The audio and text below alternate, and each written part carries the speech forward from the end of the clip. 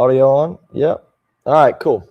Sorry, guys and gals. So we had to kind of, I don't even know the full explanation, but we had to like jump all of our software that we usually use. You know, the stuff that we do the intro with, the stuff that we do giveaways with. So all of that software, I guess, was having an issue. So we just pretty much plugged the cameras into the computer. So we're live. So please kind of bear with us. We're going to do the show. Everything's going to be great. It might not look the exact same because when we do giveaways and we do stuff like that, trust me, we're still going to give you all free stuff. But, you know, we don't necessarily have all the fancy software working right now. So we're pretty much just hardwired in. So somebody said OBS question mark. Yeah, call them. Huh. Get them down here. All right. So anyway, yes, there was some chaos in here, so we're here. Anyway, Hunter's here, episode 127. Let's do this, huh? Let's just do it. We were just going to have Justin hold the cell phone right in front of the desk. But Old school. We decided not to do that. Yep. All right, so it's the Big Finish Show. It is episode 127. So this is an annual event. We always do the Big Finish Show in December of every year to finish out the year. And obviously we, pun intended there, because we're talking about epoxy and finish, thread finish, and all those things related to it. So we're going to talk about, you know, obviously the different types of epoxy or thread finish. I typically refer to as epoxy, and that's not the right word. We should be talking about thread finish here. Not that. And yeah, we are going to be talking about some permagloss later on, but the different brands of epoxy, the different types of epoxies, medium build, low build, high build. What are those? What are the differences?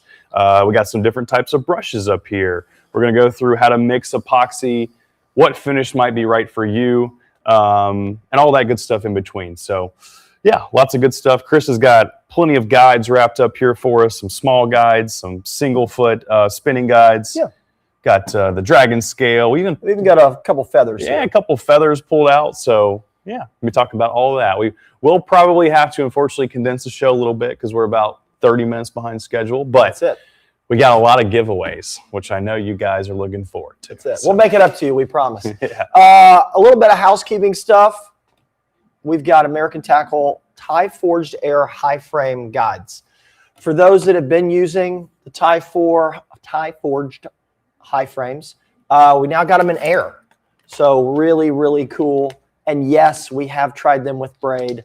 Yes, we have tried them with other stuff. They are incredibly light. We know that, or most know, that most of the weight is found in the ring and not necessarily in the frame. So it's kind of what lightens it up. So between the tie forged air, things like the SSR guide, things like the minimas, all that stuff. The cool thing though is those tie forged airs use that same snagless frame, and then they just have a hardened steel ring in them. So pretty cool, very durable. You know, for something that can take a lot of beating. If you need to build a rod for a youngin' or somebody that is just hard on their gear, that's the one to do it. Next, American Tackle limited edition gold guide kits. So these were a big hit. Like, how many did we have? We had about 99. I was going to put these out here, but got some stuff in my way. Yeah. I'll move it over. So 99 sets of each. More technical difficulties here with the tool rest. Golly. Anyway, so 99 sets of each one of these guide trains, I should say. So we have, unfortunately, we've sold out of our spinning microwave versions. Yes, that's the last one on Earth. We may or may not have one more set that's going to be a giveaway for tonight. This one sold out in about 2 days, so cool, very, very quick. We do still have the casting version, which I pulled out just the stripping guide from each one of these sets to show you guys what these look like. Yeah, they're extremely sharp, especially in person. I don't even think the camera really captures how sharp these guides look. Very cool gold finish on these. The casting guides are actually a titanium frame. The spinning microwaves are a stainless steel frame. But like I said, sold out of the microwave spinning. We do have some sets still left of the casting version. So scoop those up while they're still available. The cool thing about these sets and just how we kind of did this limited drop was you have 3 tips included in each guide set. Which I think was brilliant. Yeah, so you get 3 tips. Obviously, each tip is in a different size. We try to accommodate the best we could. Obviously, we can't sell a wide range of these tip tops and then not have, stock levels even out or whatever. So each set does come with 3 tip tops and also a hook keeper. So we kind of, we helped you out as much as we could and kind of gave it all in one package to make things easy. Which is killer. So anyway, Gold Guide, super cool new product, limited drop from American Tackle. Yeah, and we do still have, do you know how many casting kits we got left? Not too many. Yeah. I mean, they're definitely dwindling pretty fast, but we got enough to get by for probably a little bit more time, but cool. Don't wait though. Yeah, and then we're going to give away the spinning set tonight, actually with a rod kit. Yes. So that'll be cool. Let's see. So are we not doing that? Okay. Well, yeah, we don't have a cut-in, but we need to talk about it, right? So since we can't go to the cut-in, we're still going to talk about it. There is a holiday savings event for those that are local, December 15th through the 20th. And yes, we understand it is showroom only, but we're here in Oviedo. You ought to come see us. Why not? We got to support the community. Everybody in this area has been loving it. The tackle selection is great. And then, of course, they can buy rod building stuff too. But we're going to have a big selection of fishing rods at 50% off. And we got sales on apparel. And what else, Hunter? Yeah, so those are the 2 main 2. So 50% off, that goes for some really great rods from 13 Fishing. We got some dial rods at 50% off. We've also got some Fitzgerald closeout models at 25% off. And like Chris said, along with 50% off, select apparel from, we got some AFCO apparel mixed in, some Marshwear stuff. And any purchase you make in store, whether you buy a hook keeper or you buy a $300 rod, you get a free pack of baits to go along with it. Sweet. So some lures, soft plastic lures mixed in there too. Nice. We got sticker wall. We do. Do sticker wall? We got decorations on our sticker wall, but yeah, but what we'll do is we'll just slide it. Just pull it to the side. Yeah, and we'll sneak it in there. There you go. All right there. First one up. Hellbender Outfitters, Old Tennessee, right? And the hardest part, that one actually was pretty easy. I was going to say. Good stickers there. I like them. All right. Am I good there? Mm-hmm. We're going to sneak this over and go right below. Still in frame? Perfect. All right, there we go. Hellbender Outfitters from Tennessee. What else cool. we got? We got another one. Flat Out Fishing. Cool. Right. I like the push pole and the redfish tail there. Flat Out Fishing. Oh boy, here we go. Hunter, they said we needed some more white EVA 1/2-inch foam, please. All right, we'll get it in here soon enough. Oh, got it. Oh, that was I pulled the outside away from it. Nice. All right, let's try this again. He said, hey, it's a little crooked. We know. Yeah, did that on purpose. It's just us. All right. There it is. Let's go. We're going to go right here below it. Perfect. I get on my frame there. Sure. Make sure I make this uneven so we can exactly. Whoa. have some complainers. Sweet. Awesome. So sticker wall of fame. Keep them coming, everybody. We tend to get a couple, 1 or 2 every show. We're doing pretty good over here. That's why we had to shift to the other side. We'll fill it up. So keep sending them. Hunter, man, what are we doing on giveaways tonight? So we got 3 giveaways as usual and more. We'll get to in a second. Yeah, we're going to have to give. So first giveaway of the night is going to be a ProProducts basic supply kit, and we're going to throw in the casting gold edition American Tackle guides.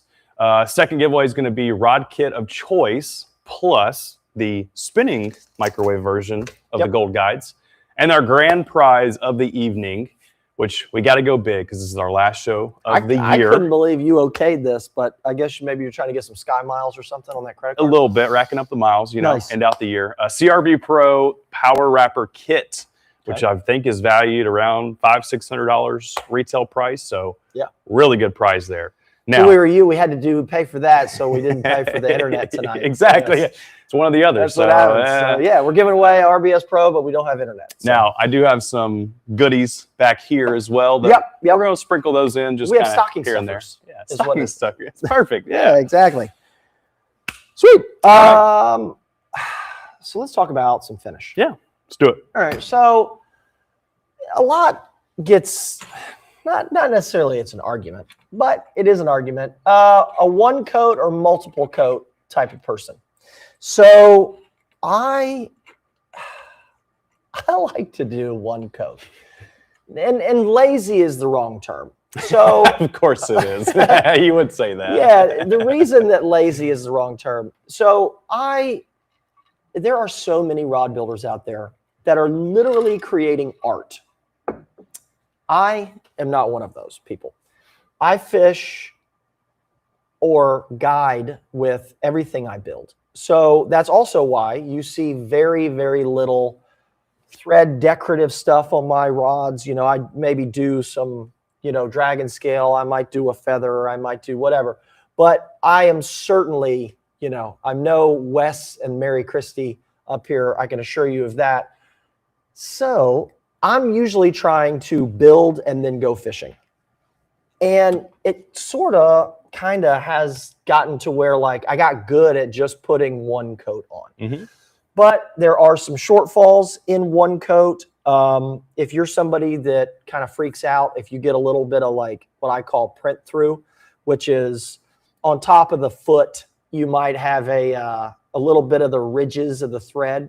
You can almost feel them. If that bothers you, one coat might not do you right. You also have to be careful, and this was actually in a rod building group earlier tonight, which I'm sure I'll probably get flamed on this, but there was somebody that was asking about how far do you wrap up the guide, and I think he said he had only maybe built four rods. Everybody was suggesting, not everybody, but a lot of people were suggesting to wrap all the way up the guide right to where the transition of the braces are on these KB, KT style. That's not me. That's not how I like to do it, especially for somebody that might be a little newer into rod building. Sometimes controlling your finish is like an acquired skill. Usually, and that's why we always do the finish show at the end of the year, because it's usually something that's a big, either a problem or, you know, success in terms of rod building. So I suggested don't wrap all the way to the end of the KB or KT Fuji. Mm-hmm. Whether it's a KB or not, I don't wrap all the way up anyway. And I also don't do a locking wrap.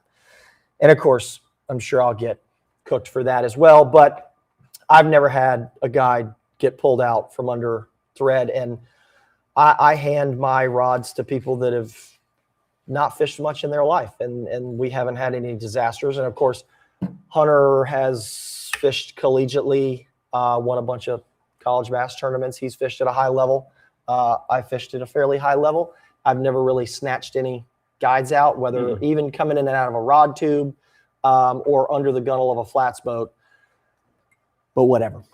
You know, if you guys want to do a lock and wrap, knock yourself out. I'm just saying, if you notice that when you're applying finish, and let's say you wrap all the way up or you do a locking wrap and you start to get what I call a turtleneck, you will actually, the finish will run up that leg onto the braces. And it can be ugly. I mean, yeah, I've seen it like, that's not what we want. I've seen it damn near get in the ring, you know, if you're just not that good. But that's okay, because we all started there, right?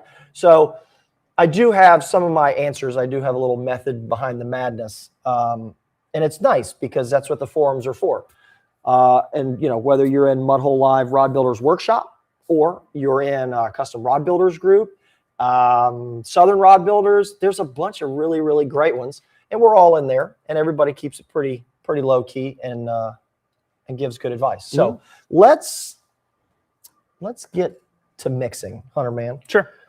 You mix that one. Okay. That's regular coat. That's Pro Coat medium build. I'm going to look here while we're mixing. Somebody just asked, let's see, where was that? So here is, we got a question, which I'm going to answer. Any negatives to using 1 coat of high build versus 2 coats of regular build? So that is really exactly what I was addressing. I do a lot, almost all rod builds, as a 1 coat of high build. Now, most of my builds are bass, light inshore, fly, all of that stuff. Just because it is high build doesn't mean that you can't put it on thin, because you can put it on very thin and you can add heat. You know, if you want to use this, you know, God forbid somebody uses an alcohol burner, right? So you can use an alcohol burner, you can use a heat gun, you can use a torch. I use all of them. The only one I don't love is a heat gun. It works great, but sometimes if you're in a workshop where you also ream cork grips or you sand things, you can start blowing stuff around pretty quick. So that's one thing I would be careful with. But no, there's the only negative to 1 coat of high build is your ability, your skill level, honestly. And I'm not, and I hate this. You're spot on there. I mean, it comes down to like application, right? And I think, you know, a couple of thoughts I would throw in there as far as like, you know, the 1 coat of high build versus the multiple coats of, you know, medium or low build is there's really no drawbacks to either, right? I think it really comes down to your skill level. And if you're an intermediate or an advanced or expert rod builder, you're certainly going to be able to, you know, apply 1 coat of high build and be just fine. For those beginners or guys that may struggle with epoxy, I would recommend going the multi-coat route. And that might sound a little bit out of round, like, well, shouldn't I go the easier 1 coat route? Not necessarily, because application-wise, high build can, in my opinion, be more difficult to get the end result you want, rather than going with multiple thin coats of a low build or a medium build. Yeah, if I was going to build for, and I don't build to sell anything. I like, you know, I'll gift something every now and then, but I would much rather, you know, we have people all the time that either ask me or they come in here and they're like, Chris, will you build me a rod? No, I always give them to one of y'all, you know, the wholesale customers or other people that sell them for a living. But if I was going to do it, if I give it as a gift, I'm doing multiple thin coats for sure. Now, the other possible negative, and we're going to show it tonight, these are spinning guides, and the ridge on the top of this guide foot, okay? So imagine, and everybody, you know, let me do kind of a poor demo here, right? So we have, if this is the rod blank, right? Okay, and the guide foot's sitting on top of it like this, right? So the thread is coming up and then peaking and then coming back down to the rod blank, right? There's channels on both sides of a guide foot. And that happens on, more so on guides when they get larger, because the guide foot gets thicker, right? You don't see much of it on this one, although it still can happen. But you have tunnels on either side of those feet, whether it's a double foot, a single foot, it just happens. Now, if you are not careful and you do not pay attention to how the epoxy gets absorbed, you will create an air bubble in this tunnel. And nothing aggravates me more than that, mainly because it's a screw up that I did and I should have paid more attention to it, right? So I'm going to show you kind of a little bit why we're talking about 1 coat, 2 coat. One thing, and I'm a heat person, okay? So I know not everybody is a heat person, but I'm a heat person. Whether I'm using flex coat, low build, high build. I will say the Gen 5 is nicer with heat. I don't use it a ton, but it is nicer with heat. But I am a heat person, and I'm going to show you why. So I'm going to take and actually, do I want to? Let me dump it. Yeah, I think, let me see if I can actually make a bubble in here. Okay, so if you have, you need to switch over to dryer for me. So yeah, you might have to tuck in here a little tighter there, sir. All right, so we're going to go to dryer mode here. And I particularly like it Yep, there we go. All right. So I am somebody that likes the dryer coming to me. Reason being is when I put my brush down, I like to be able to see the leading edge of the finish, like where my brush is getting pushed on it, right? I am also somebody that cuts these. So I'll take, Justin, you want to come here to the table real quick? You can use, just come down here. So I will take a razor blade and I'll cut like this. Okay. So I'll cut them shorter, right? Whether they're perfectly straight or not, whatever, you know. I try to get them as straight as I can. I can do a better job when I'm not like leaning over on this. But I do cut them. The reason being is that it stiffens the brush up a little bit. And then when I press the bristles against it, I can actually look down on it as it's coming to me. So let me just put a little, and this is high build. And I put nylon on here on purpose. I'm going to show you what I'm talking about in terms of the bubble.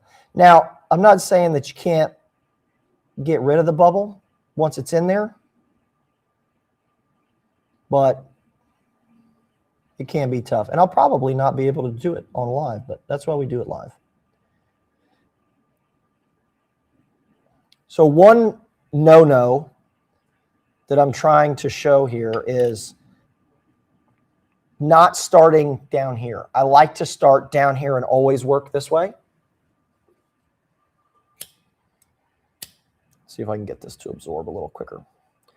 With the high build and the heat, you can actually like add a little heat to it and get it to run.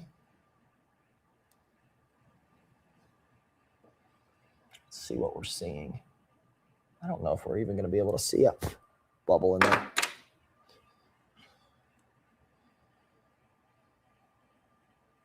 There's one in there.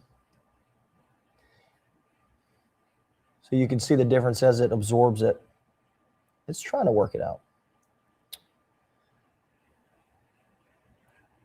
Now, I'm gonna try to mess this up a couple different ways, but let's see.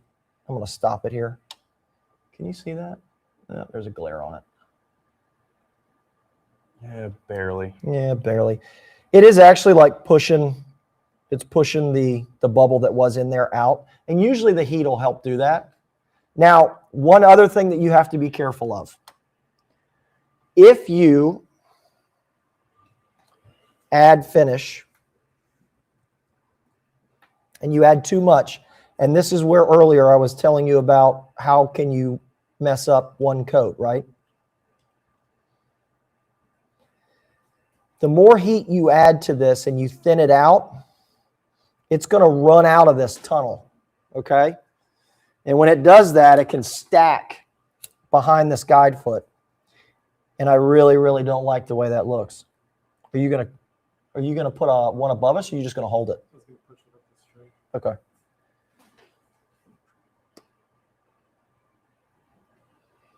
Did you just get in here close, Dr. Phil? Golly.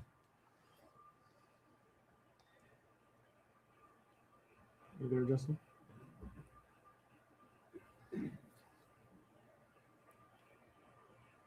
Yeah.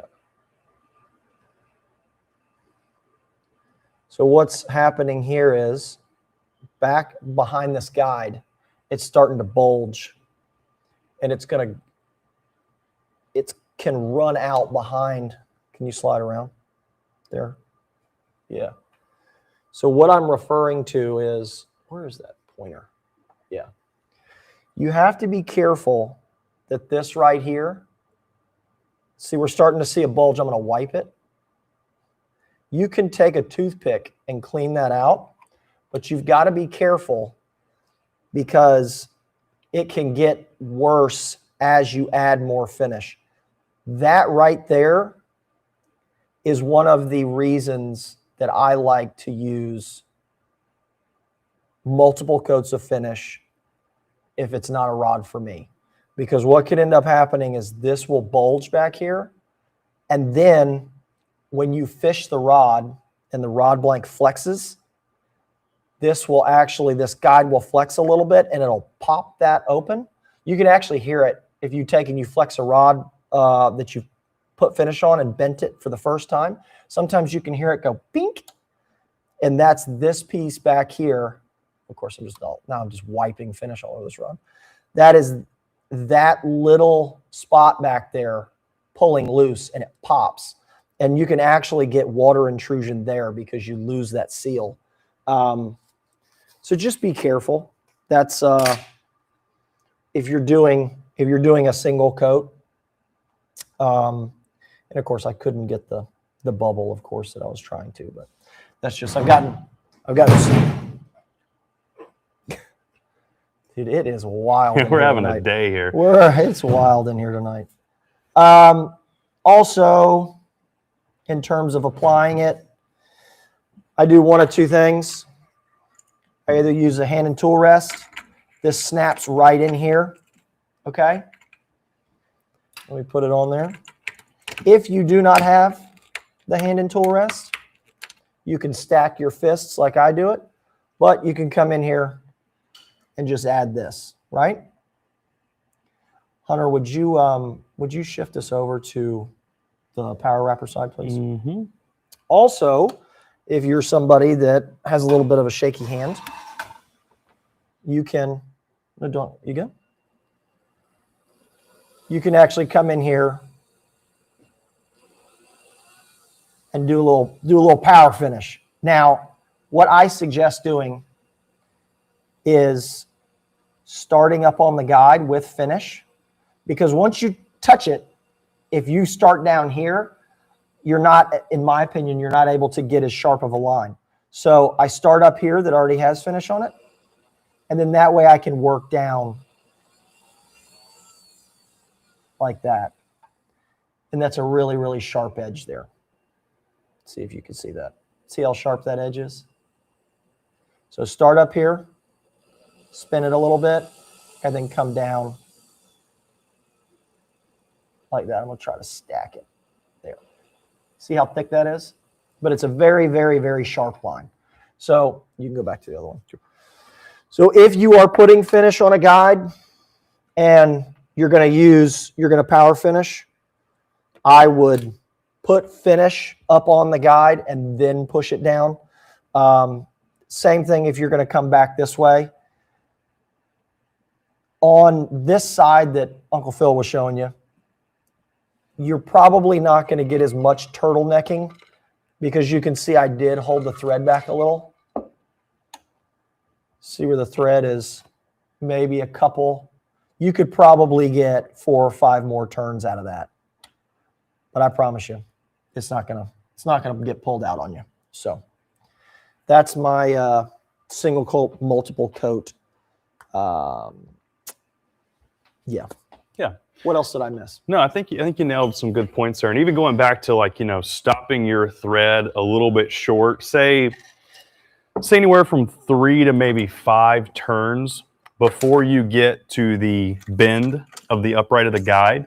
Going back to that, conversation, I think, the important thing to make sure that we keep in mind with thread is that's what bonds or keeps our guides on our rod blank, right? Yep. It's not the thread finish.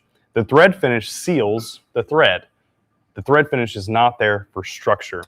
Our thread is what is there for structure. So, like Chris mentioned earlier, if you do run that thread up to or even a little bit onto where that guide starts going from the foot to the actual upright, if you wrap that thread all the way up or even onto that angle, you're definitely going to have to put thread finish over that thread, right? And so by way of that, you're more than likely going to have epoxy that goes either onto the frame itself or even behind that pocket, like Chris was talking about earlier. And we want to avoid that wherever possible, because if you have finish that kind of tucks in the back of that little pocket behind the foot of the guide, it's going to lead to cracking of the finish. And structurally, that's not going to be a huge problem, but you do not want moisture, water, any kind of debris to be able to get inside or under that thread wrap or even under your guide foot. That will cause you problems. So to avoid that completely, it's best to stop that thread wrap short of where your transition to the upright goes. Yeah. And therefore, that's going to eliminate, for the most part, the need to push that epoxy or even have it, kind of gravitate towards either the upright itself or even that underside. Yeah. Hey, Justin, see that group of rods that's leaning on the wall back there to the left of that? There's like 4 or 5. Can you bring them out here, please? I forgot to get them. Question from Bill. Chris, you're using high build, and I get what you're explaining, but when you're actually doing one coat, do you use heat? I literally use, thanks, sir. Always. I use heat on every single one of my rod builds. I just do. It's kind of how I learned. I also prefer like less finish. So if I have like what I was talking about, print through, where you get a little bit of those ridges on your thread, I leave it. I actually put finish on a rod and completely like just let the thread absorb the finish. And I honestly wiped almost all the finish off of it. It's not even glossy.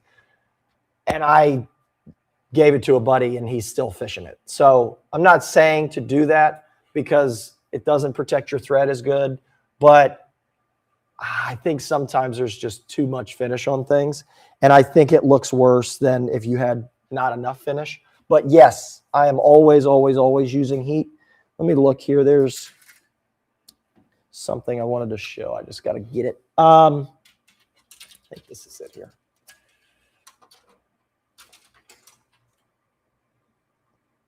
Let me show that one because that one's good. So that hook keeper doesn't have any finish in Goes this way. underneath it, right? But I think there's one in here that had it real bad. Try to get you a close-up shot there. Yeah. You see how little, see right underneath that hook keeper? There's like no finish. Now, here's what can happen. That one's not too bad, but what ends up happening is, see on the top of the thread? So see how you get the print through? So you have print through, but then you've got some finish that's stacked up under that hook keeper, right? So that is usually because there was too much heat. And what ended up happening is you ran the finish out from under it, and you actually ran it under the hook keeper, and it kind of turtlenecked on the hook keeper. And I don't even know if that's the right term. That's like that's trademarked right there. Chrisism. Yeah, Chris Adams turtlenecking of the rod finish. So TM that. And that same, what you're showing right there can also lead to that epoxy cracking. Now, obviously, your hook keeper is not going to, it's in the butt section of the blank, so it's not going to have as much bend, say, as, your second or third guide from the tip. But over time, that epoxy will more than likely crack around there. Here's some bad ones I wanted to show. That. Move that. Yeah. So these are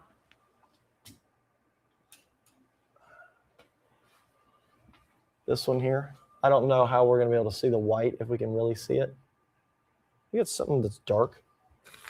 Yeah, I need a solid color. Yeah. What about this? Yeah. Do that. Which way are we going here? This way. Yeah. Still can't see it. Yeah. Anyway, sorry guys, we're working on it. That is just too much finish, and that can happen with heat. So please go be cautious with it. Let me think. All right, let's see. Dun, dun, dun, dun, dun. Hey Chris, question: do you think more coats of epoxy makes the rod heavier? My mentor taught me it's not what you want. Need to wait. So I don't think that the finish really weighs all that much. And I say that because I wrote a blog on Mudhull's website where I actually did weight from like decorative thread wraps. So like cross wraps with 3 coats of finish on them, a bunch of thread and all that. It was so negligible that you're not going to feel it. Like you're just not. So, and in all reality, whether you do multiple coats or you do 1 coat, you're really going to be putting probably the same amount of finish on it. I am not somebody that likes to see too much rod finish, and you get what's called footballing. And I'll show you here real quick what that looks like. It actually like looks like a football. And it's a very common beginner mistake is too much epoxy. Yeah, and you see it a lot on factory built rods too, because they're just like hustling through it. But it's actually, this guide is going to bulge in the center, so it's going to look like a football. And one of the tells is, even though that this rod finish is self-leveling, it's only self-leveling to an extent, right? Like, there's no possible way. There are times where it just can't level out because there is so much finish on the guide wrap, or it happens a lot too on decals. So guys are doing like long stretches of decals. And that's going to football out. So it's going to take a second because that's high build. You can already see. So that gives you a little working time, a little idea on the working time. What is that? Okay, sorry. So if you notice, I just barely touched it. Yeah, right. How many over drips do we have? Yeah. So I'm just barely touching it with the heat. There's probably enough epoxy on there for like 3 thread wraps, if we're being honest. Exactly. And you can see it kind of like walking itself over. But this is what, if you've ever seen a rod build that looks like this when it's all said and done, that's footballing, okay? But as we go through it, that's a way to fix it, right? If you come in here and you're like, oh, I think I have too much finish. If you barely, you leaning on it there? Is that what it was? Weird. Oh, yes, it's slipping. Is that what it is? Oh. Sorry. Oh, okay. Yep. So what'll end up happening is, or do I have these too tight? All right. Good.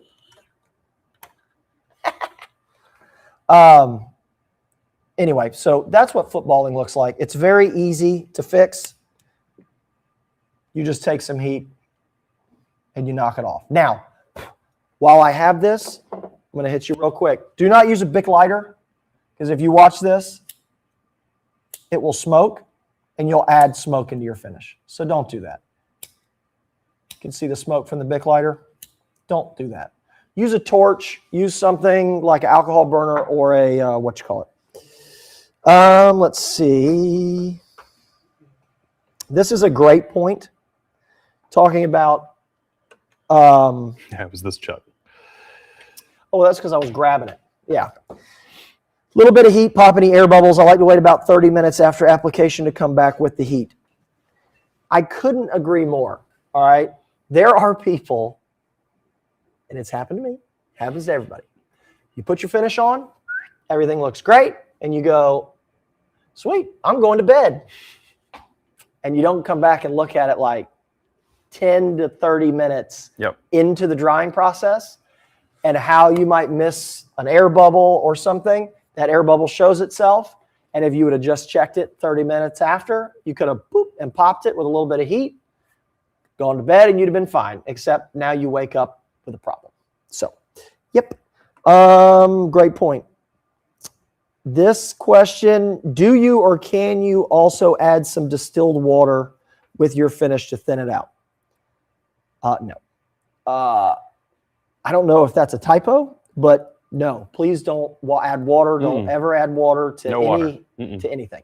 Now, you can either use denatured alcohol or acetone, but please be careful.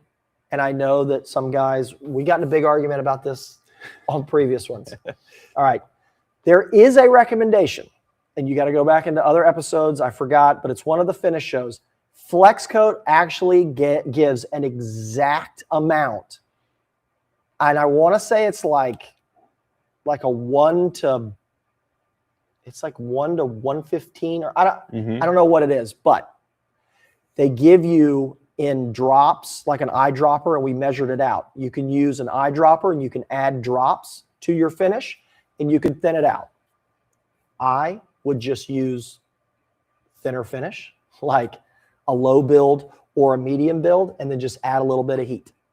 I don't thin finish. I'm not saying that you can or you can't, but you can. I just don't do it. So, but don't use water ever.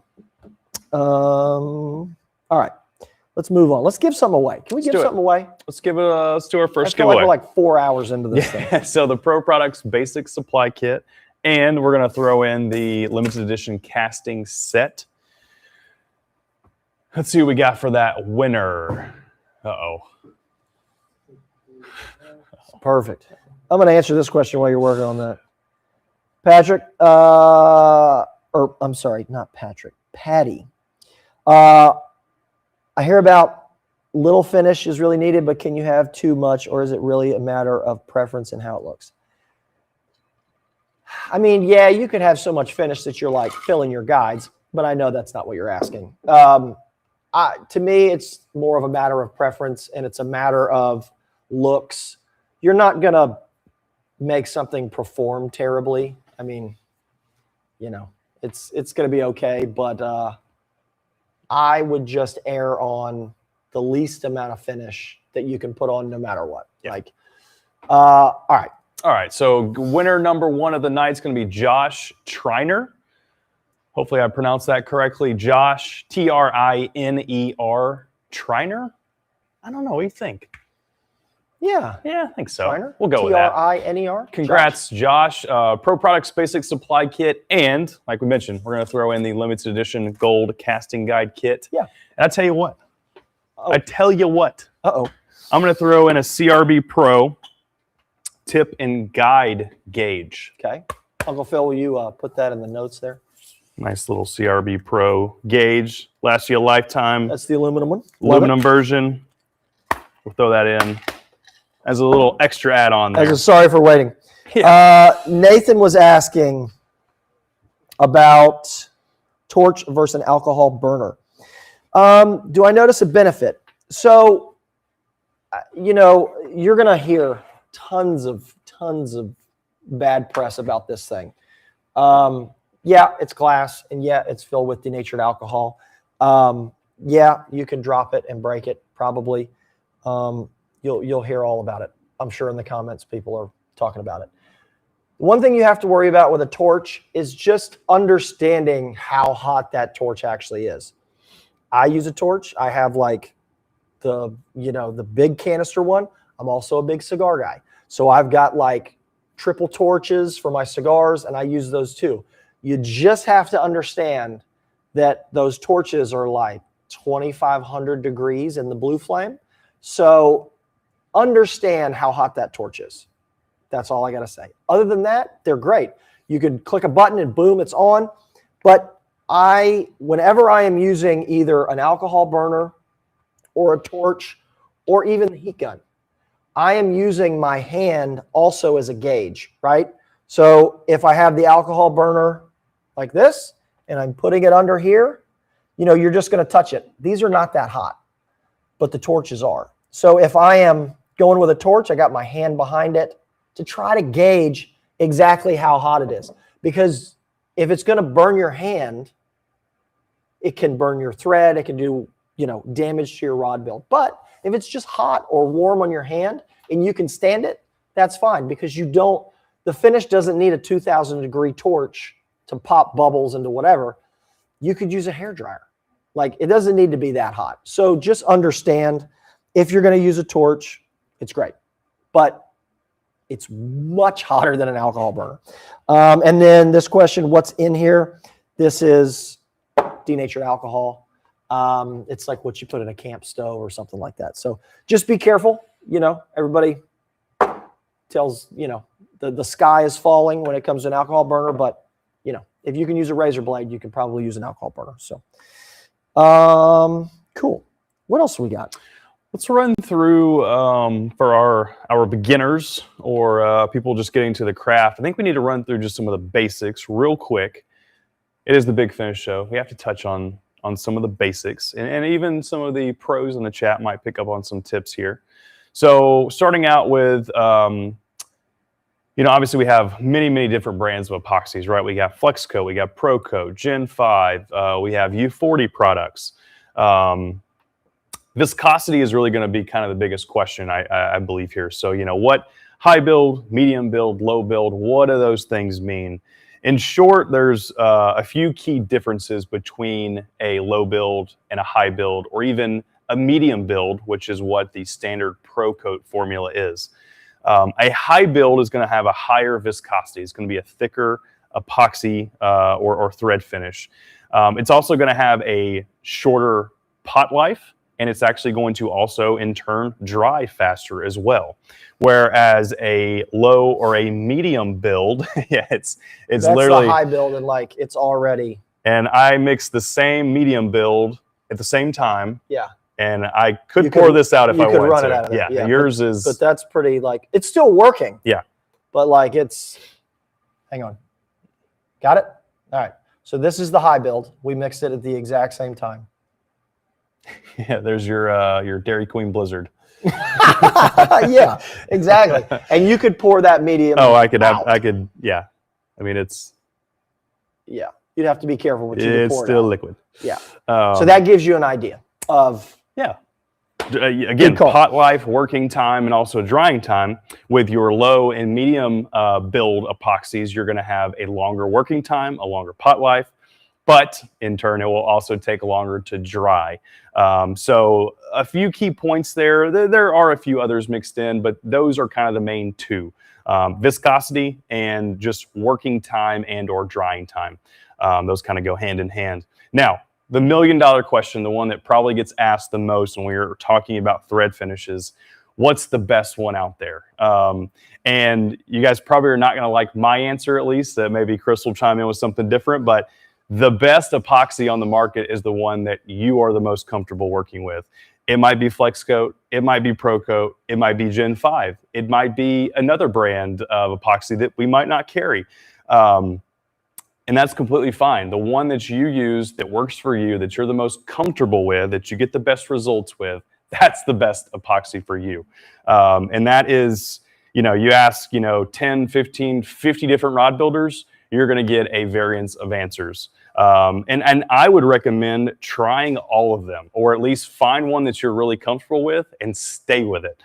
Because for the most part, these epoxies do not change. We try to avoid changing the formulas, keeping them the same, keeping them consistent, because we know you guys, you stick with epoxy, you like a certain brand, and you want it to be consistent. So my recommendation is, if you start with ProCoat, say you buy a all-in-one kit or a startup kit, it might come with, some come with ProCoat, some might come with FlexCoat. Mm-hmm. If you like them and you have good results, stick with it. If you're not a big fan of one for whatever reason, try Gen 5, try some of the other ones out on the market, and land on one that you get good results with, whether you're a high build guy like Chris, or you want to go the low build or medium build route with, say, ProCoat.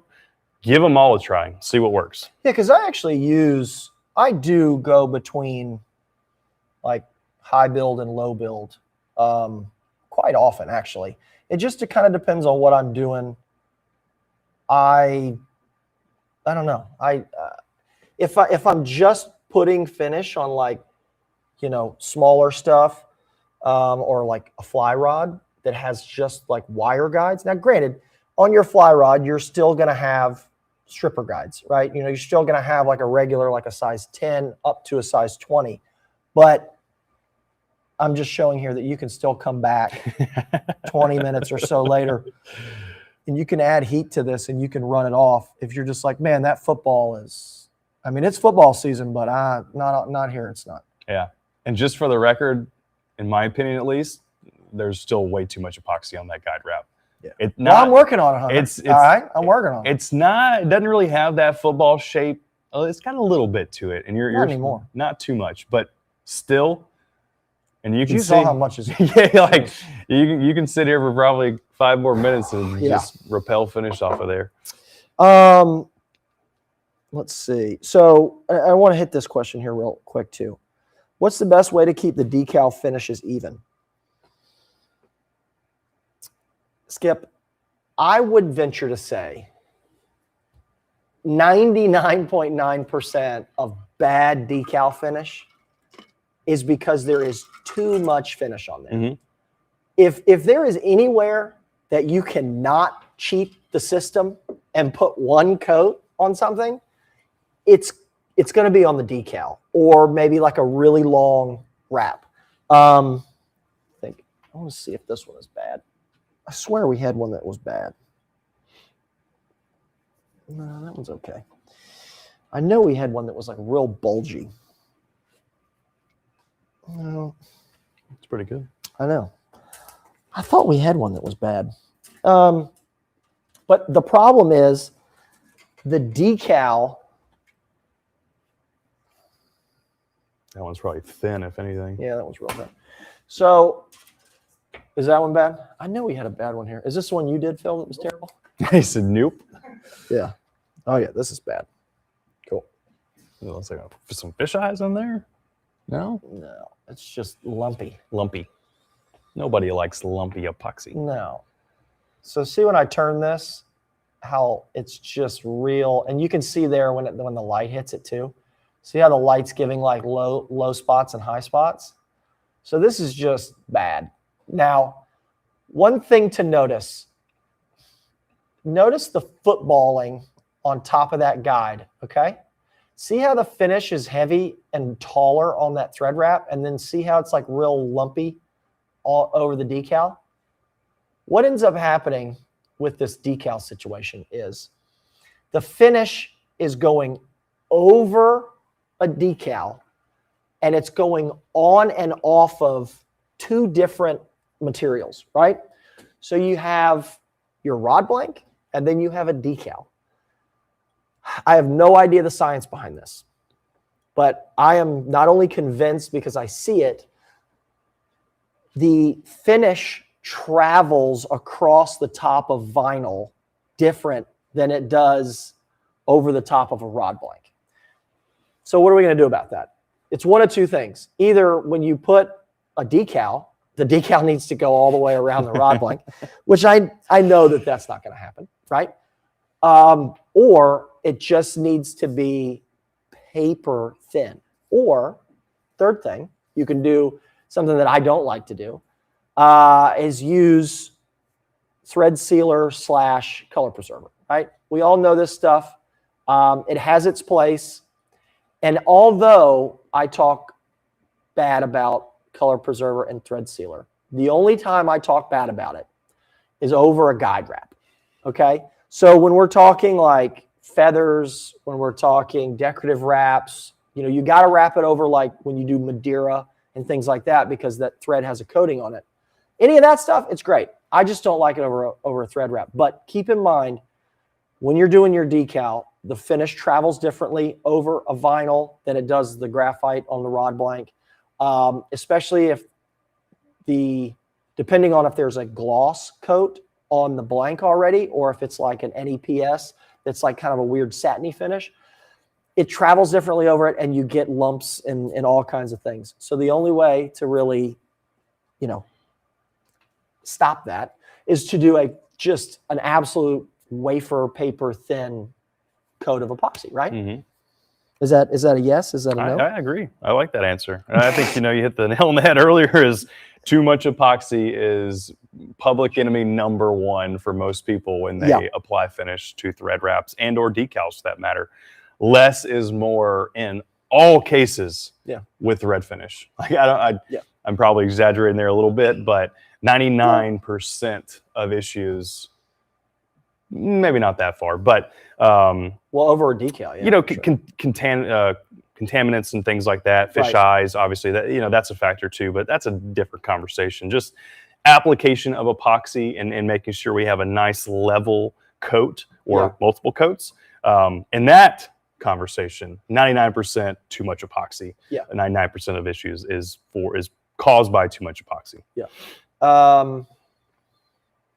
What else we got left? Let me go through a couple more tips. Yeah, Because we talked about epoxies, right? But we got to round it out with the other stuff, right? So brushes, in most cases, you're going to see us use these 1/4-inch disposable yellow brushes. We also sell these in 1/8-inch purple brushes. I'm sure you guys have seen those. You can buy singles, you can buy 10 packs, 100 packs, whatever your heart desires. These are incredibly popular across all skill levels of rod builders. You will see these everywhere. Now, if you do want to take it up a notch, we have more premium versions, or as these are referred to, I think these are called professional brushes. Ooh. So if you're into that kind of thing, That's why I don't use them. you can use these FlexCoat professional brushes. You can also use these nice sable brushes, rod building brushes. Up there, yeah, there we go. Yeah, so we got our sable brush, we got our FlexCoat professional. Yeah. Don't worry, they come right side up. Yeah, sorry about that. I'm trying to get our logo placement, but I can't. Yeah, right? Anyway, FlexCoat brushes, sable brushes, they all work and can be reused. That's the main thing. Not only will you get a better brush head and bristle to work with, you're also going to be able to clean these with FlexCoat brush cleaner or whatever is going to clean these things, and you can actually reuse them. So that way, they're less wasteful. Don't have to worry about the disposable brushes. Yep. What else we got? So one of our biggest pro tips that we talk about every single show is... Oh, yeah, the BCSIs. The BCSI. Now, that is a part number. If you're not familiar with the actual item, it's these inserts that we have in the tops of these bottles. I don't know. Do we have any loose ones that we can show real quick? No, that's all me. I put them all in. What these inserts, basically, they're about that big. They pop into, they have ribs on the sides. You can actually pop them into the top of these bottles. I got one. Nice. There you go. So you can see there's two sizes. There are two sizes, size 20 and size 24. The size 20 is going to be for your 2-ounce bottles, and then 24 is for, I think, every other size except, once you get up to the gallon sizes, obviously they don't fit those. And I think some, we do have certain kits that not only include syringes, but also include the BCSI caps. Yes. So when you are going through the website and you're kind of shopping, you could just buy the little 2-ounce bottles of finish, or you could buy the 2-ounce bottles of finish with syringes and caps, or you could just buy syringes and caps, or just caps, or just syringes. Right. So go through and have a look, because you can get them a bunch of different ways, but and also, I see this question a lot, and I meant to think about this earlier, but since you brought it up, these syringes, people ask about cleaning them, taking them apart, servicing them. I don't know what. I never clean them. You don't take them Jiffy Lube? I never, ever clean them. Usually I'm using them enough, and also most of the time, I just leave them just like this on the rod builder bench. Yep. Okay. Now, sometimes they'll pop out, or if you don't want to leave them in there, you can just pop them out and it will stay sealed, and then just set them right there. But you don't need to clean them. You do need to, though. There'll be some whatever the resin or the hardener on that. And if you're in a dusty or cat hair or something environment, you can get some grime on there. So either make sure you wipe those off, or if you just leave them stuck in the cap, then everything's good to go. Yeah. Now, we didn't talk about the purpose of these things, right? So what they are used for is you take your syringe. The top of these BCSIs allows that syringe tip to go in there perfectly. And like Chris said, it actually stays in there nice and convenient, so it can kind of live in there if it wants to. Yeah. What you do with these is you're going to turn your bottle upside down, and then that's going to allow you to actually draw epoxy into this syringe. There's no mess. You don't have to worry about I can pop it right out. I have no loss of finish, no mess, no nothing, right? Yeah. And that, especially if you guys have worked with epoxy before, whether it's paste epoxy or thread finish, this stuff can get messy. And the last thing you want is a mess when you're building a rod. You want to try to keep your hands clean, free of any epoxy or anything like that, because obviously we're touching our rod blank, we're touching components. and that mess can travel very fast. So these BCSIs, one of the most underrated little tools that you can use, or little pieces that you can use when you're finishing. Now, I will say, though, because we talked about this earlier, and since Hunter and I were such model students in high school and college, one thing to pay attention to is when you are drawing finish out, okay? I see people sometimes, they get a little like careless on the measurements. You're going to see them like, graduated here, right? If you remember from chemistry class, when you used to have graduated cylinders and you would have the meniscus, which is like that curvature of the line when you're trying to measure things, I personally measure from the bottom of the plunger, okay?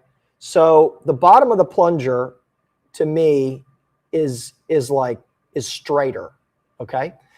Well, so I'm gonna draw it on this box so you can see what I'm talking about, all right? And I'm not gonna get the whiteboard out tonight. So you've got your lines like this, graduated, right? And they're crooked. So when you're pulling the plunger, if you look at it, the plunger is actually domed like this, slightly. So if I am measuring, if that's the 3 ml line, that's how I measure mine, right? Not like this, right? Because it's actually harder to see, in my opinion. You might think that that's silly, that like we don't need to pay attention to that, but I hear a lot of problems with people that can't get finished to cure right. And I really hate, like, there's no other way to say this, but it's your fault. Like, I'm sorry, it just is. It really is. All these finishes, if you mix them properly, if you measure them properly, they're gonna cure. Like, and I know that somebody's like, oh, I hate that finish. It never works, and that finish is better than that one. I just hate to tell you that it's you. I'm sorry. And I messed it up too. I get it. We've all done it. We've all done it.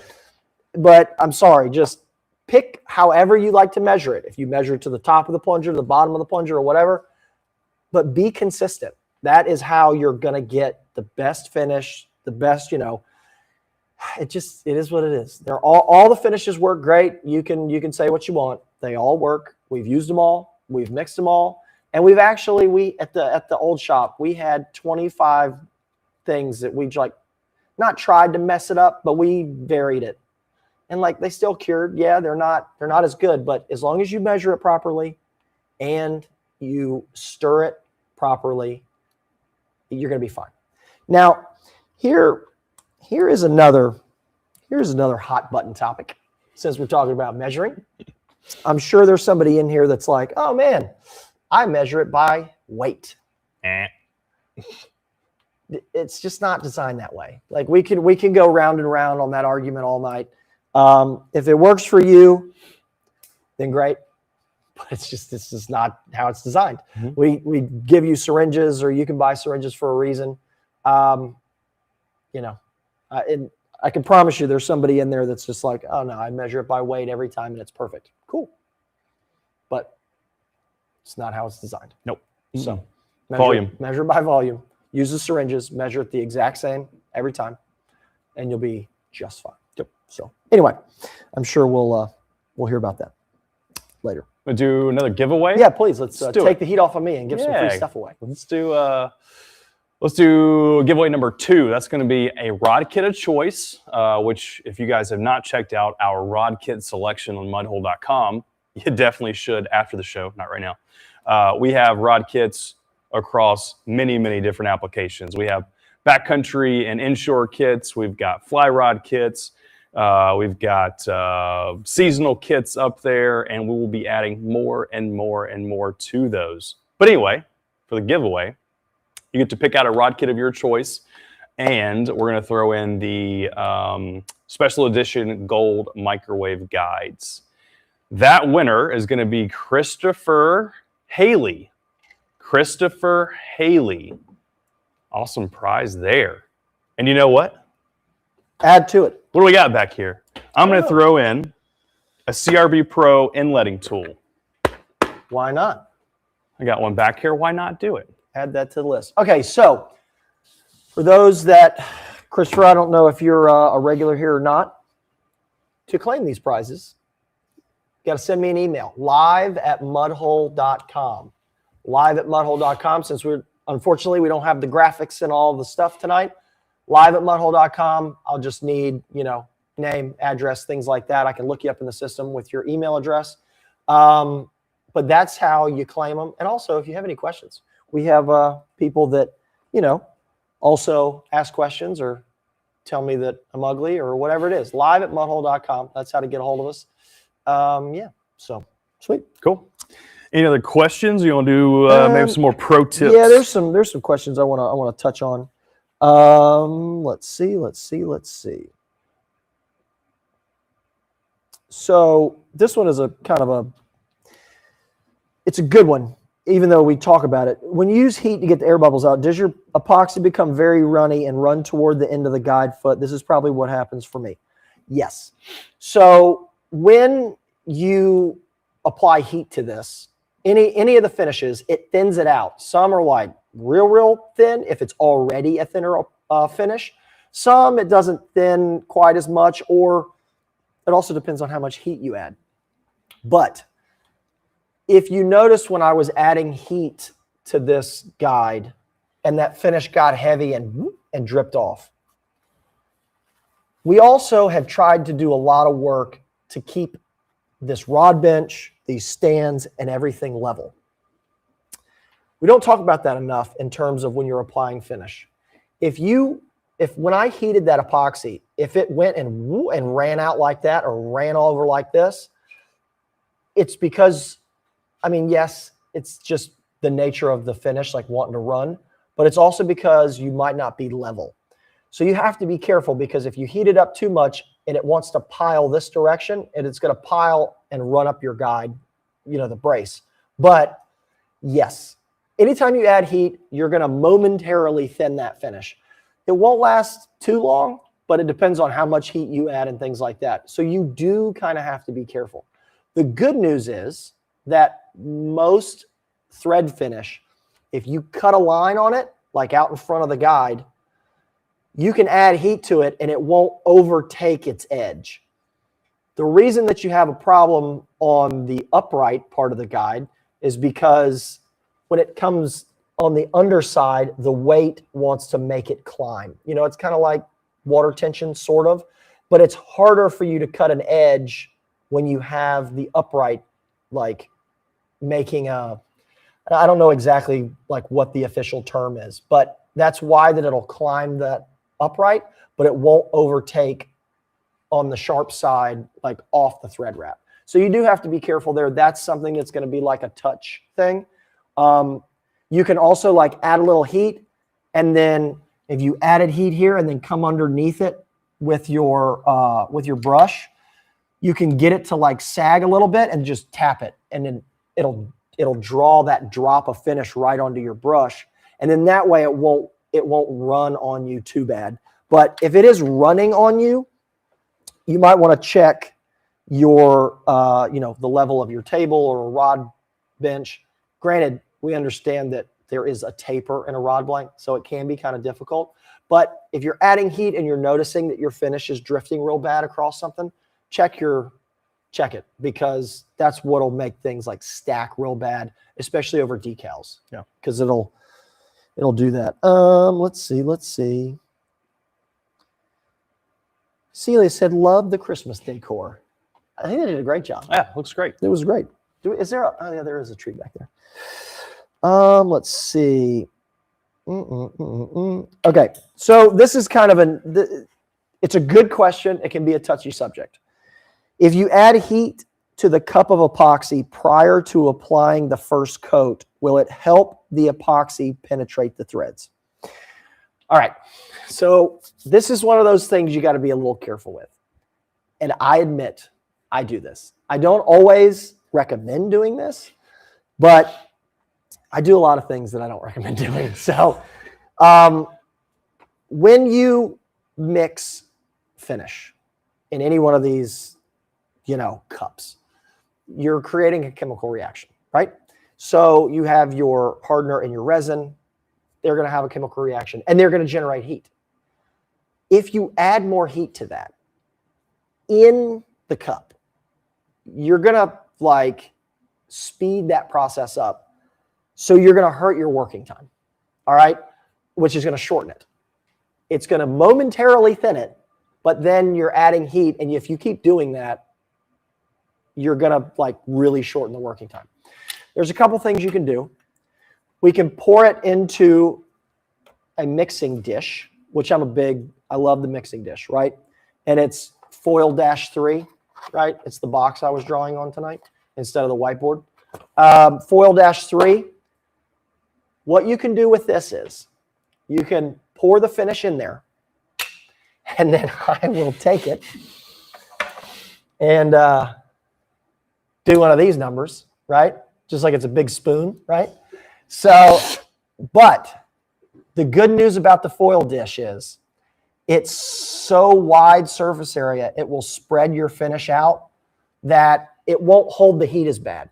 Because the metal, because you can heat the metal up fast, anything that will heat up quickly will also cool down quickly in terms of this. So if you heat it up real quick, it's going to help it's going to help pop bubbles. It's going to thin it a little bit, but then it'll lose its heat quickly, and it will it'll not speed up that chemical reaction as much. I hear you guys laughing back there. Because how are we already on low power mode? Do you have a plug-in for this? I do not. Man, I think you need a new, because we're at 91%. I guess this is a 5-hour show now. Yeah. But I got one here. It's just a poor little iPad Air. Yeah, right. It doesn't have much all right, sorry. power. Anyway, back to what I was saying. And what can happen too is you will see chemical reaction issues if you're mixing 5-minute epoxy. If you mix pro paste, whether it's the 5-minute or not, and we're not talking about finish here, we're talking about the regular bonding epoxy. If you mix it up and you leave it in a ball of mixed up epoxy, and then you're doing stuff and come back, you'll notice that ball of epoxy will get hot and cure, and you'll be it's like a knot. But if you take that epoxy and you spread it out over the cardboard, it's got a lot longer working time because it's not going to generate as much heat, so it's not going to cure. So anyway, that is a very, very long story to give you a short answer, which I'm very good at. So that's how we got to 8:15 tonight. Anyway, so just be careful. Again, I don't always recommend it. I do a lot of things I don't recommend. So yes, you can add a little heat to something, but if it's piled up on top of each other, you're gonna have a problem. Yeah, and Bill Hancock says I generally flash the epoxy with a torch to release bubbles. Same thing. Mm-hmm. Also depends on how much bourbon or vodka you drink. You might just be able to take it and go and just pop those bubbles. That's Bob McCamey's bubble buster right there. It's Blanton's bubble buster. Jim Beam's bubble buster. Let's see. This one is talking about uneven finish. Unfortunately, we're not going to be able to get to that tonight. That's a lot going on. But you have, and you mentioned it here, how long to wait before sanding, avoid gumming up, so on and so forth. Now, if it's me, I am going to let it cure. Once I realize that we have a problem and that it is lumpy, you can actually take it and test it with a little bit of sandpaper. You can put it in the power wrapper here, and you can, when they talk about rub in a very inconspicuous spot before you apply the lotion or whatever, right?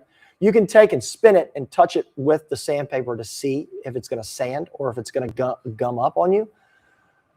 It needs to be pretty fully cured. I mean, we will put finish on and it'll go all night and we'll fish it the next day, but you probably can't sand it that quick. Now, if it's under really, really good conditions and it's a high build, which will cure faster, you can probably get away with it. But I would be cautious of just like really going after it the very next day. If I'm going after it with some sandpaper, I'm going to test it first to see if I can actually sand it. Then I'll go through and sand it. And you do need to wipe it. You can wipe it with, I keep saying acetone, not always, but I'm not an acetone fan. I think it's too aggressive for like what we need. You can pull like a metallic paint off of a rod blank with acetone. I try not to use it. I just use denatured alcohol or 91% rubbing alcohol. I just think acetone can just be too heavy, but guys use it all the time. Have at it. But it does need to be wiped down, and then you can come back in and add finish.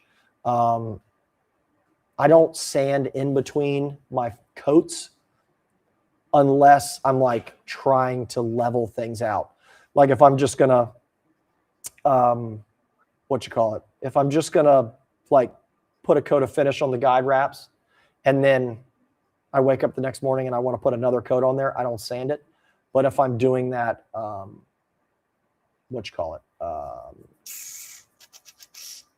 lost my train of thought. Anyway, just like our service tonight. Shouldn't you wait 24 hours for the rubbing alcohol to evaporate so you don't get fisheye epoxy? Is that a thing? I mean, Did somebody ask that? Bob talks about it? 24 hours seems a little excessive, though. I mean, because most rubbing alcohol probably evaporate in 20 minutes, 10 minutes. Yeah, I mean, I'm not discounting what Bob says for sure, but I don't think I've ever really had an issue, you know. Yeah. Let's see. Yes, wet sanding will help. I just don't usually do it, but that's not because it won't work. But that's a good idea. Yes, you could sand guide wraps as well. I just don't do a ton of it. I don't really think it's necessary in terms of putting other, because technically you could put finish on a guide wrap and go fish the rod for like 2 years and come back and put another coat on it. Yeah, absolutely. I would clean it, but like you don't have to do too much. I mean, not that you would do that, but you technically could do that. Yeah. Trying to see if there's anything else that we're missing. Let me add in a couple thoughts on please. Decals. So, you know, thread wraps are one thing, but a lot of people, and we mentioned this earlier in the show, have struggles with applying epoxy thread finish to decals, or even like longer thread wraps, decorative wraps in general. But specifically for decals, the one recommendation I would do is, if you plan on adding thread finish to your decal area and all of your guides, do your guides first and then do your decal last. Yeah. And the main kind of thought there is, if you mix your epoxy and then right away you take that and go to your decal area, that's where the trouble lies right there, because that epoxy, what do I call that? Hot finish? Thread finish. I keep saying epoxy. I just have that bad habit, but thread finish, it's what we refer to as hot finish. That chemical reaction that Chris mentioned a few minutes ago, it is literally too hot in most cases to go directly to your decal. Because that decal, even though it's affixed to your rod blank, it's still a thin film on top of your rod blank, right? And it is prone to heat and excessive damage, right? So you take that hot finish, you go right to that decal, you're gonna have issues with edges lifting, possibly fish eyes, but in most cases, you're gonna have problems with the edges of that decal, because that finish is so hot, literally too hot, that it will mess with the adhesive underneath that film decal, or the decal film itself. So my recommendation is go ahead and do all of your guide wraps first, and then last but not least, come back to your decal area, do that.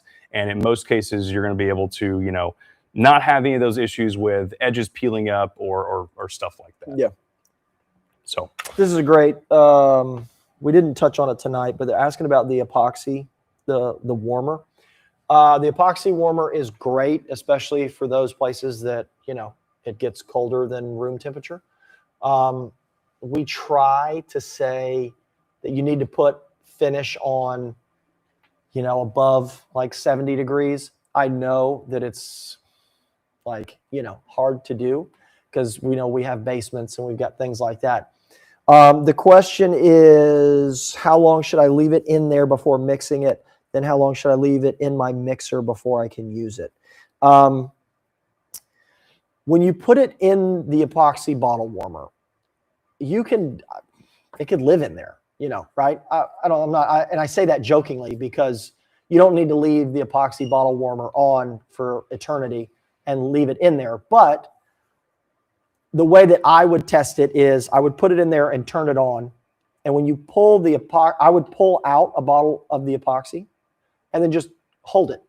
If it's warm, it's ready to go. Like it doesn't need to be in there for 20 minutes, 40 minutes, an hour. Like there's not really, you know, hey, leave it in there for this long. I would just put it in there while I'm, you know, do it as a starting point to be like, all right, I'm going to put my bottle warmers in and then I'm going to like put my rod in here and get this. And I'm going to get my brushes and I'm going to cut my brush. And I'm going to pull the finish or pull the, you know, cups and blah, blah, blah, all that.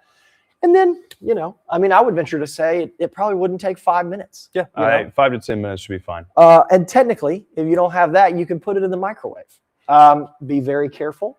Not for 5 or 10 minutes. No, not for that long. No. What I have done usually in terms of if you're, let's say you're using Pro Coat High Build, which is thicker already. The resin, which is the blue bottle, the resin is going to be the one that's probably going to give you more of a like viscosity issue. It's probably going to be thicker when it's colder than the hardener. But you can take that, you can take this little bottle, make sure the cap's off, or if you have one of the little DCSIs, that's fine. But don't do it with the cap on it.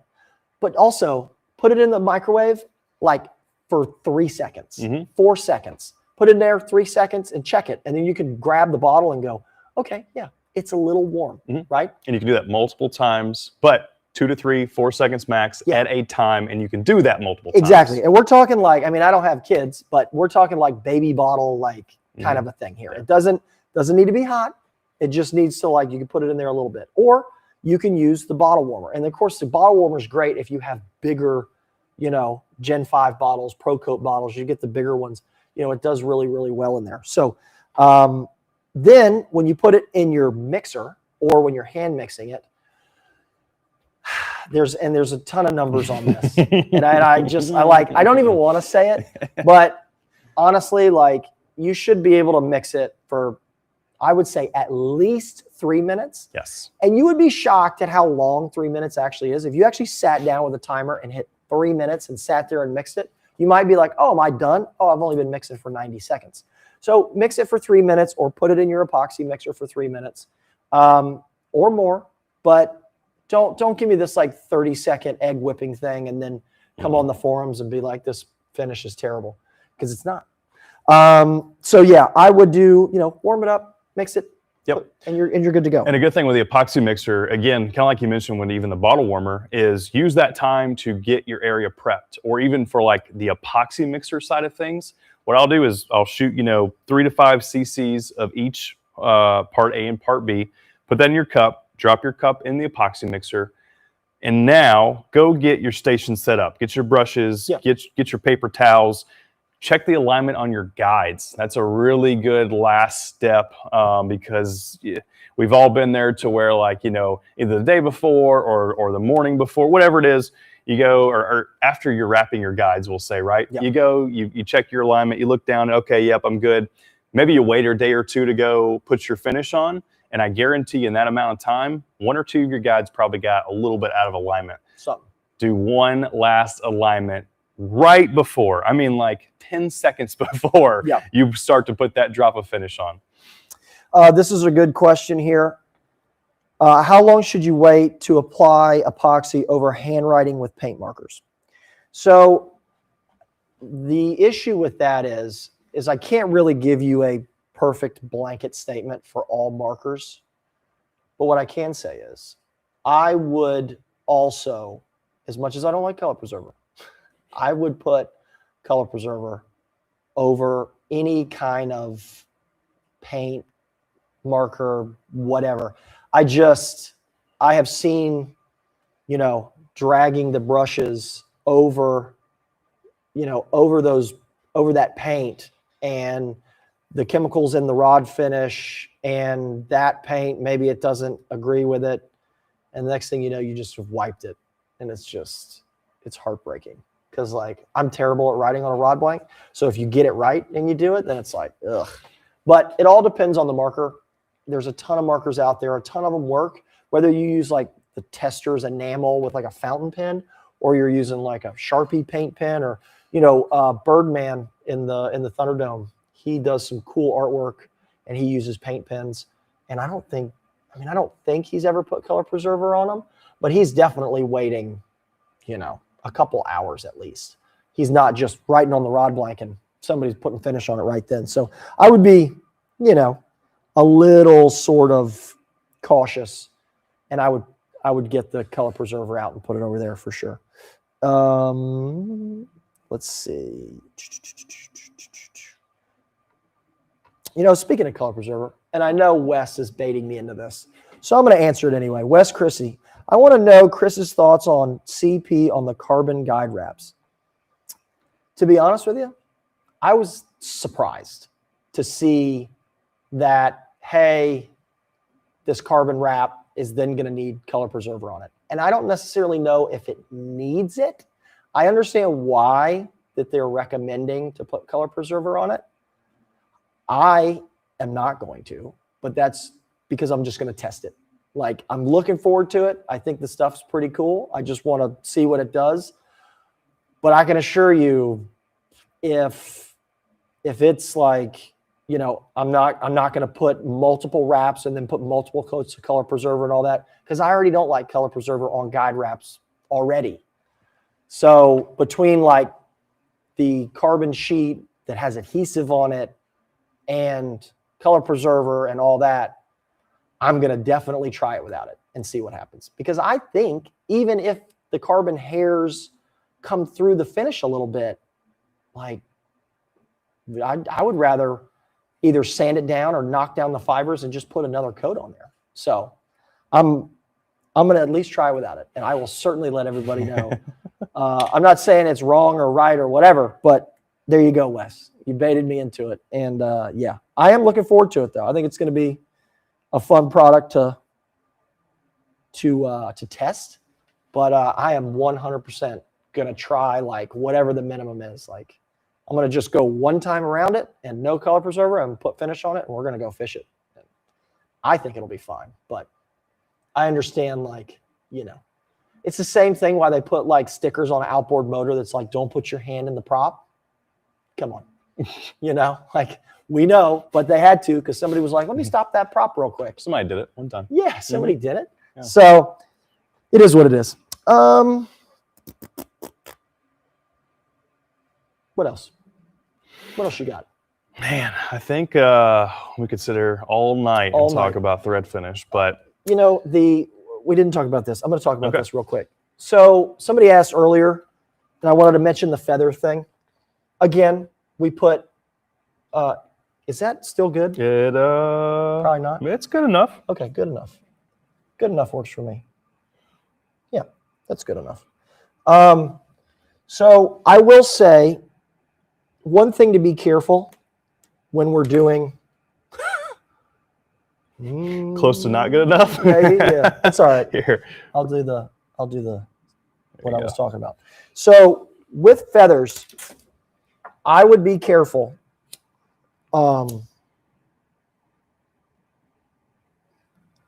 YouTube's probably going to pick this up and flag it now. When applying finish over these feathers, I would take care into going just like with color preserver, and I'm going to go down the feather. Okay?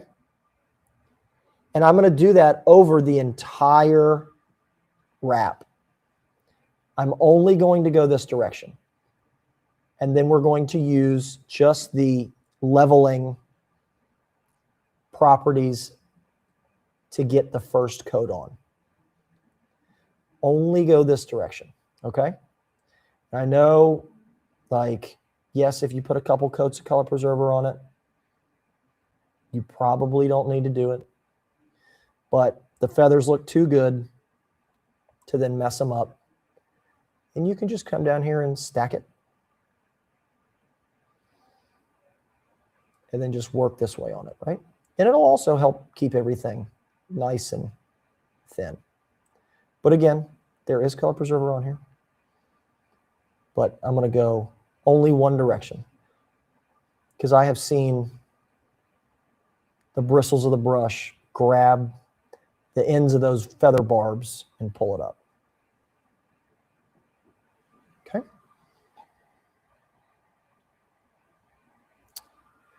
Down here you can square it off. Tried to miss that end of that feather. Square it off up here. And then let the leveling properties take it. But, you know, I feel like I don't see enough feathers.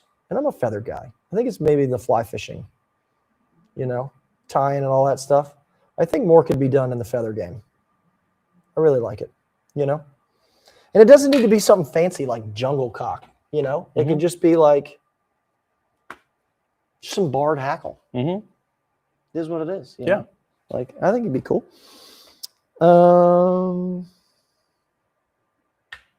What else? Is that it? Probably need to get out of here. Yeah. It's like 8:30. Let's do our last giveaway of the night. Is there something we missed, Uncle Phil? No? I think we're all right. Okay. Okay. Let's do it. All right. So last giveaway of the night. Maybe we'll answer some grand questions. prize. Last giveaway of the year. We're going to do the CRB Pro Power Wrapper Kit. This is going to come with the full G2 base unit, the tracks, CRB rod stands, and I might throw in a couple other things too. We'll see. We'll see. Why not? Yeah, this guy right here. All right, who's the lucky winner? Ed Schultz. Schultz. Yeah, close enough. Congrats, Ed. You are our last winner of 2025. And since it's a CRB Pro product, you know, why not? We're going to load him up. We're going to throw in, just Double for down. you, Ed, we're going to throw in the CRB Pro alignment and spacer set. There's one. Can we get the main frame there, guys? Can you see my pretty face? Or not? Oh, this is a great question. There we go. CRB Pro alignment and spacer set. Whoa. CRB Pro blank extension tool set. Got to have one of those for your multi-piece blanks. And why not a CRB Pro tip and guide gauge as well? So 3 of our CRB Pro products along with the Power Wrapper Kit itself. Good stuff there. Nice. All right. This question, because I caught this earlier. So, is it okay to mix hardeners in a syringe if, say, you finish one brand and want to swap to a different brand? Is it okay to use the same syringes? I have used it without a problem, but I haven't done it much. And I only did it when I was testing when I first got Gen 5. The only thing that you have to pay attention to, and thankfully I caught this, is whatever as I can be pretty detail oriented. So if you look at ProCoat, right? We got a blue bottle and we got a red bottle. The red bottle is the hardener. The blue bottle is the resin. All right. So here's a fun one. And this, before I say this, I am not clowning on Gen 5 or anything like that. This is a pure heads up. The red bottle is resin. The blue bottle, and they're not blue, but the font is red, right? So font is resin in red. Part B is catalyst, which would mean this is actually this. Okay? So if you're using these, pay attention. Because this bottle goes with this one, but then it goes with the red. It goes resin to resin. All right? So again, if you act like that I'm clowning on G5 for this, you're wrong. I'm not. I am just telling you. Be aware. Pay attention. Because you're going to put the resin syringe and the hardener and the opposite or whatever. If all you see is red and blue, just be careful. So that's it. Yeah. Right? Yeah. Why not? Why not? Yeah. So unfortunately we can't do a, 7 minutes of heaven and questions, but I figured that we covered them pretty good there. Just waiting, just making sure there's nothing else. Yeah, I think we're good. So the next show topic will be next year. We're not announcing it because it's going to be a surprise. And we also can't show you the overlay because of software problems. But we really appreciate you guys joining us. We had a pretty good showing tonight, real solid, almost 400 people in here. Great questions. We appreciate y'all. Congratulations to all the winners. Hopefully I got to the most questions that I could. I know I probably didn't get to all of them, but again, you can always email me at live@mudhole.com. Yeah. What else, Hunter? Yeah, just a big thank you, obviously to our viewers. The whole year. Yeah, for the entire year. Thank you for watching. Thank you for being a Mudhole customer. Yeah. Supporting us in our business and all the good things that go along with it.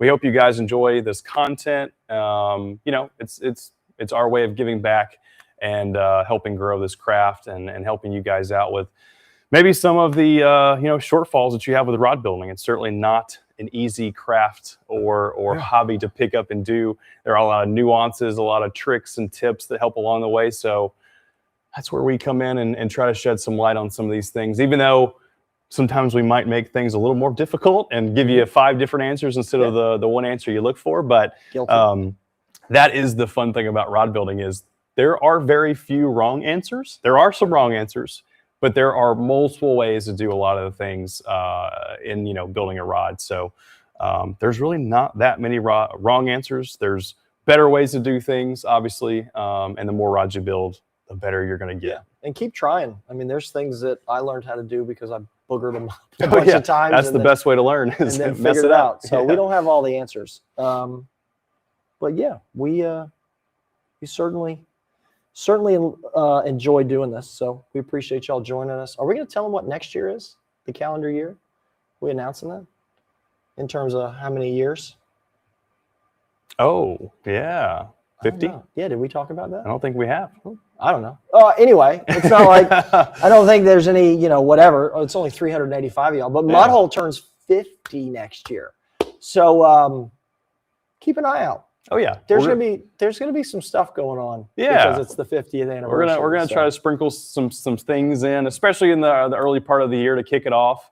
You guys are probably gonna see it very prominent on our catalog that will be going out in January.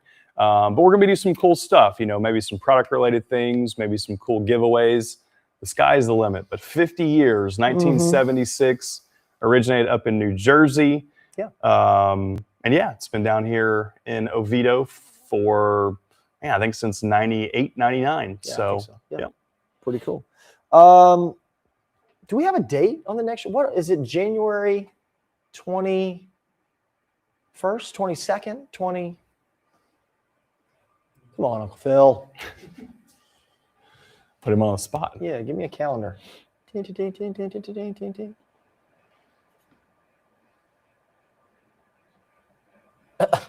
Is that how we're going about this?